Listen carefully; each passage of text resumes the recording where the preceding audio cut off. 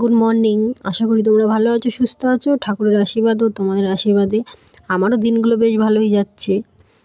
এই যে সকালবেলা ঘুম থেকে উঠে বাইরের কাজ সেরে ব্রাশ ট্রাশ করে চাটা খেয়ে এই যে চলে আসলাম বিছানা গোছাতে। কারণ বিছানা গোছাতে আমার একটু আজকে সময় লাগবে, যেহেতু আজকে সব বালিশের কভার টভার, বিছানার চাদর মাদর সব তুলবো।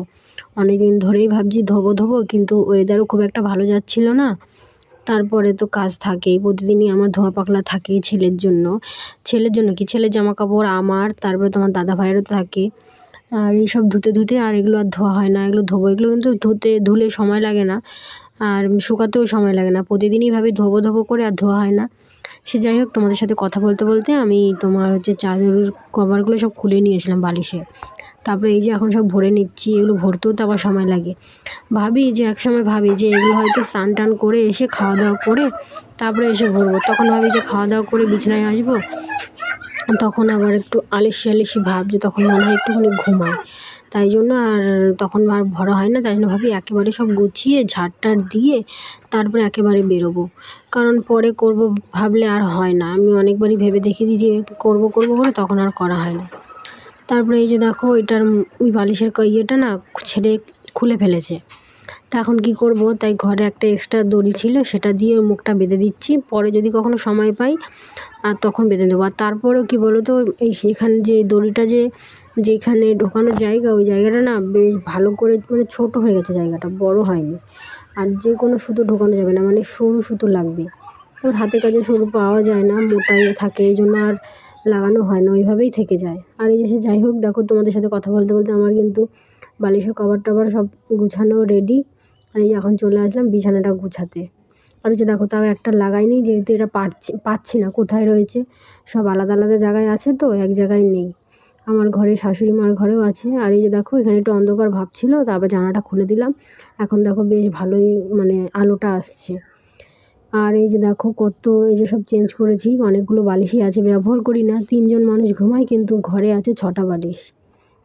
এই যে ছেলের জন্য সাইডে দিতে হয় মশারির জন্য। আর এই যে দেখো কত কভার, কিন্তু ওগুলো তোমরা দেখছো অনেক কভার, কিন্তু ওখানে ছোট এই যে পেয়েছি, ওই যে তখন গিয়ে নিয়ে এসেছি। আমি খেয়াল করিনি, গোছাচ্ছিলাম তো, তাড়াহুড়ো করছি। আবার রান্না টান্না আছে, সকালের খাবারও করা বাকি। এই জন্য তোমার ভেবে দেখছি। দেখো পেয়েছি ঠিকই, কিন্তু মাপেরটা আর পাইনি। আর এই যে দেখো বন্ধুরা, এই যে বালিশের কভারগুলো দেখছো, এগুলো কিন্তু আমার হাতের তৈরি।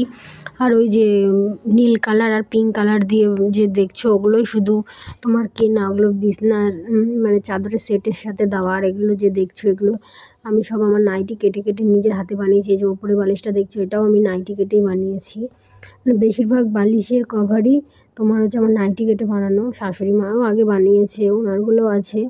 আর আপাতত এখন যেগুলো দেখছো, এগুলো সব আমার নিজের হাতের। এই যে এগুলো কোল বালিশেরটা, আর এই ওপরেরটা নিজের হাতের। আর এই মাথার বালিশের যে দেখছো লালটা, আর এই যে গোলাপি আর নীল দিয়ে, ওইগুলো তোমার কেনা। আরও আছে, ওগুলো সব এখন তো লাগবে না। আর যেগুলো লাগানো ছিল, আমার হাতের তৈরি লাগানো ছিল, ওগুলো এখন ধুয়ে দেবো। অনেক নোংরা হয়েছে, না ধুলে হবে না। আর সত্যি কথা বলতে, কিছুদিন পরে পুজো, সরস্বতী পুজো, ঘরটা একটুখানি পরিষ্কার পরিচ্ছন্ন না করলে হয়। তারপরে এই যে দেখো, সব কাচার জন্য নিয়ে চলে আসলাম, এই যে বসেও পড়লাম। আর ওই যে বিয়ে বাড়িতে গেছিলাম কিছুদিন আগে, ওগুলো সব রেখে দিয়েছিলাম, অনেক হয়েছিল তো। 7 দিন ধরে বিয়ে বাড়িতে যাওয়া আসা করেছি, ওখানেই খাওয়া দাওয়া ছিল সবই। বেশি দূরে ছিল না বিয়ে বাড়িটা। কিন্তু সবথেকে দুঃখের বিষয় হলো বন্ধু, তোমাদের সাথে আমি কোনো বিয়ে বাড়ির কোনো ভিডিও শেয়ার করতে পারিনি।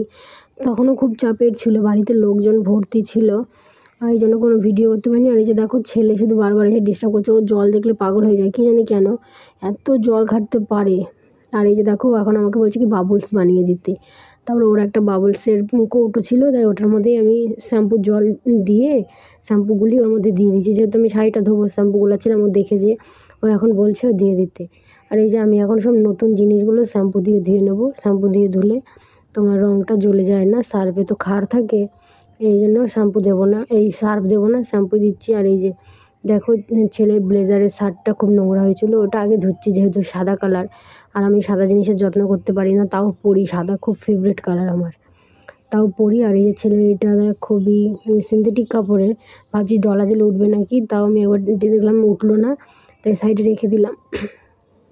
চলো বন্ধুরা, আমি জামাকাপড়গুলো ভিজাতে থাকি, তার তোমরা ভিডিওটা কন্টিনিউ দেখতে থাকো।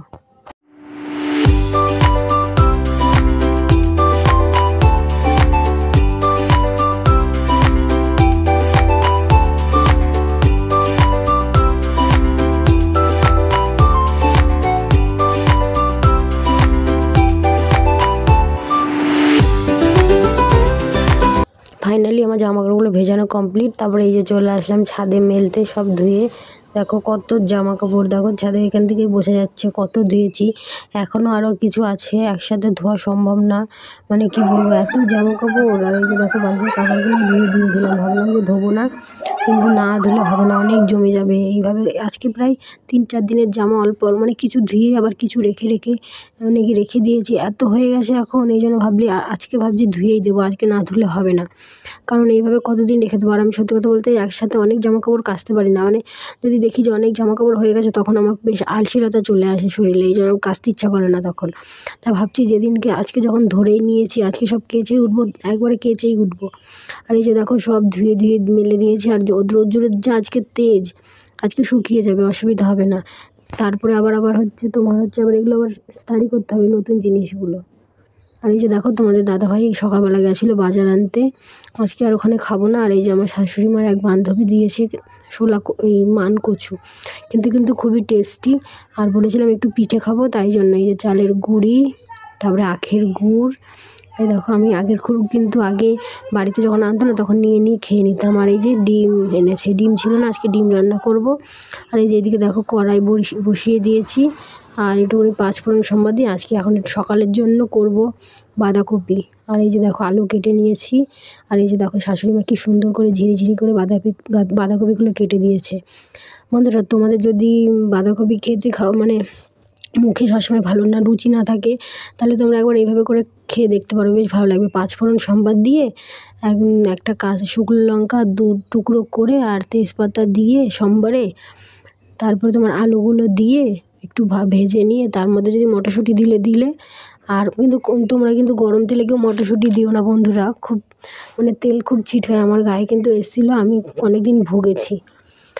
তোমরা যদি কেউ মটরশুঁটি দিয়ে তোমার বাঁধাকপি করো তাহলে তেলের মধ্যে দিও না, মশলা দেওয়া হয়ে গেলে তার মধ্যে দিয়ে মশলা দিয়ে কষিয়ে তারপরে সেদ্ধ করে নিও। আর যদি আগে সেদ্ধ করে নাও তো খুবই ভালো, বা যদি কেউ বাঁধাকপির সাথেও সেদ্ধ করে নাও সেটাও খুব ভালো, কিন্তু ভুল করে বন্ধুরা কেউ তেলে দিও না, কারণ তেলে দিয়ে আমি খুব ভুগেছি। আমি তোমাদের হাতটা দেখাইনি, আমার হাতটা এত বাজেভাবে তেল ছিটকে পুড়েছে, মানে কি বলবো। এই যে দেখো মটরশুঁটি দিয়ে বসিয়ে দিয়েছি, আর দেখো তোমাদেরকে দেখেই বুঝতে পারছো কিন্তু বেশ ভালোই হবে। আর আমি এই বাঁধাকপিটা পাঁচফোড়ন সম্বাদ দিয়ে রান্না করলে আমার বাড়ির লোক খুব ভালো খায়, আর আমার প্রশংসাও করে। আর আমিও সত্যি কথা বলতে পাঁচফোড়ন সম্বাদ দিয়ে বেশ ভালোই লাগে। পাঁচফোড়ন কিন্তু আমি বেছে যেন ফেলে দিই, মেথিগুলো খাই না, কিন্তু তাও পাঁচফোড়ন দিয়ে রান্না করলে বেশ একটা আলাদাই স্বাদ আসে। সত্যি মানে আমি একজনের কাছে শুনেছিলাম, সত্যি তার কথাটা খুব দামি ছিল, মানে এইভাবে রান্না করে বলেছিল যে এইভাবে রান্না করে খেয়ে দেখবো, খুব ভালো। কিন্তু সত্যি কাজ হয়েছে বলতে কি মানে সত্যিই খুব ভালো হয়। তোমরা একবার করে খেয়ে দেখতে পারো, আমার তো বেশ ভালোই লাগে। চলো আমি রান্না করি, তোমরা কন্টিনিউ করতে থাকো। আর বন্ধু তোমাদের কাছে আমার একটাই অনুরোধ, তোমরা কেউ ভিডিওটা স্কিপ করে দেখবে না, সম্পূর্ণ যদি ভিডিওতে ঢুকে যাও তাহলে সম্পূর্ণ করে দেখবে। আমার ভিডিও দেখার পরে যদি তোমাদের মনে যদি ভালো না লাগে তাহলে আর দেখো না, আমি তোমাদের জোরও করবো না আমার ভিডিও দেখার, ঠিক আছে। আর তোমরা কে কোথা থেকে আমার ভিডিওটা দেখছো তোমরা কিন্তু আমাকে অবশ্যই মানে জায়গার নামটা অন্তত বলো, আর তোমাদের নাম তো ওখানে থাকেই। আর যদি কারো নাও থেকে ইমেল আইডি দেওয়া থাকে তারা প্লিজ নামটা জানিয়ে দিও। আর এই যে দেখো এদিকে আমার ভাতও হয়ে গেছে। আর এই যে আজকে দেখছো বেগুনটা পুড়বো, অনেক দিনই খাওয়া শখ। আর এই শ্বশুরবাড়িতে এই প্রথম বেগুন পুড়বো, আগে মানে এই বছরে শীতে মানে বেগুন পোড়াইনি।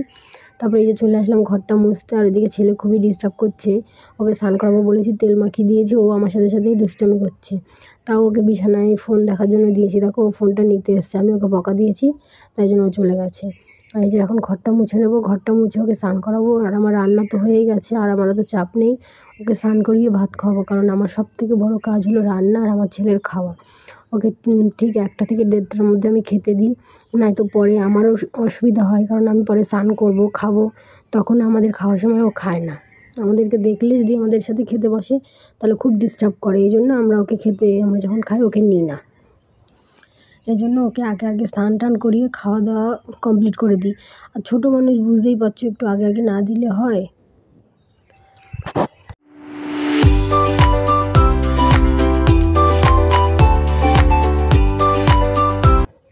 দেখো বন্ধুরা, আমরা যদি সবাই সবাইকে ভালোবাসা না দিই, সবাই সবাইকে সাপোর্ট না করি, তাহলে তো আমরা এগিয়ে যেতে পারবো না, তাই না? তাই সবাই সবাইকে ভালোবাসা দিয়ে এগিয়ে চলো। আর তোমার হচ্ছে কি বলবো, ভালোবাসা না দিলে তো ভালোবাসা পাওয়াও যায় না। আর এটা সত্যি কথা, কিছু মানুষকে ভালোবাসা না দিলেও তার কাছ থেকে ভালোবাসা পাওয়া যায়।